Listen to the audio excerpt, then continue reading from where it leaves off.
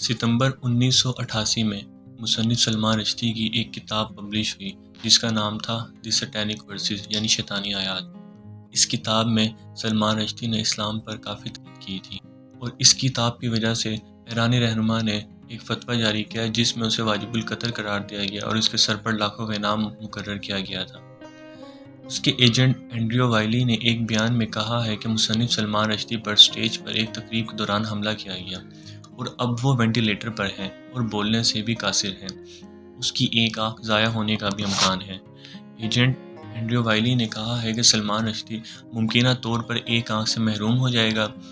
اس کے بازو کے اعصاب یعنی نروز کٹے ہوئے ہیں اور اس کے جگر میں چھرا گھونپ کر نقصان پہنچایا گیا تھا۔ سلمان رشدی پر امریکی ریاست نیو یارک میں ایک تقریب کے دوران چاقو سے حملہ کیا گیا تھا اور اس کی گردن اور پیٹھ پر وار کیے گئے تھے۔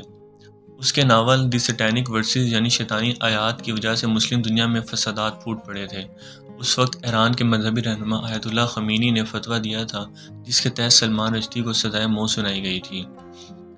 اس سے قبل کسی بھی ناول یا کتاب کی وجہ سے عالمی سفارتی بحران پیدا نہیں ہوا تھا اور نہ ہی کسی حکومت کی جانب سے کسی دوسرے ملک کے شہری کے قتل کا مطالبہ کیا گیا تھا۔ اب بھی پاکستان اور دیگر بہت سے ممالک میں سلمان رشدی کی کتاب پر پابندی ہے اور تقریباً 10 برسوں تک وہ روپوشی کی زندگی اختیار کرنے پر مجبور تھا۔ سلمان رشدی کو 30 سال قبل دی سیٹینک ورسز کی اشاعت کے بعد سے دھمکیوں کا سامنا رہا ہے۔ اس کا موقف تھا کہ اس کے اس ناول کا بنیادی مقصد ایک پناہ گزین کے تجربات کو بیان کرنا تھا، لیکن کئی مسلمانوں کو اس کے ناول پر بہت اعتراض تھے۔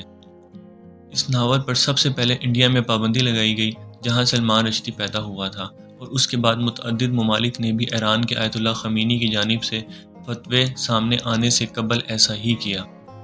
ایرانی رہنما کے فتوے میں اس کتاب کی اشاعت میں ملوث ہر شخص کو قتل کرنے کا کہا گیا اور انعام کا اعلان بھی کیا گیا۔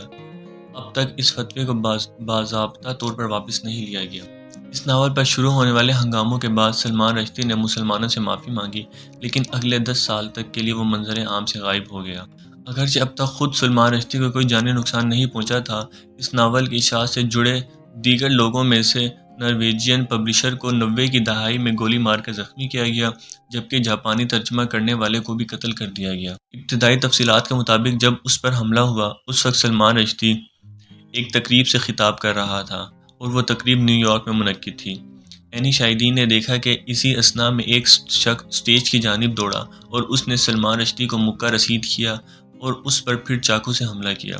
اس واقعے کے بعد فوراً تقریب میں موجود افراد سٹیج کی طرف دوڑے اور ان کے مطابق وہاں پر موجود افراد نے حملہ آور پر فوراً ہی قابو پا لیا اور پولیس نے اسے حراست میں لے لیا۔